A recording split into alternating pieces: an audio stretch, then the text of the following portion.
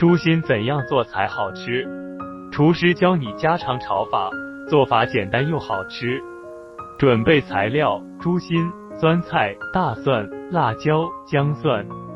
我们先把猪心切半，把里面的血管清洗干净。把猪心切成薄片，大蒜切成段，辣椒切成圈，蒜头拍碎，姜切成片。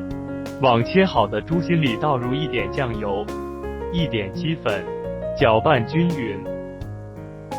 往锅里倒点油，热好，加入姜蒜炒香，再加入辣椒翻炒一会，加入腌制好的猪心，翻炒30秒，再加入酸菜和大蒜，翻炒1分钟，加入一点生抽，一点鸡粉，一点老抽，再翻炒1分钟，出锅了。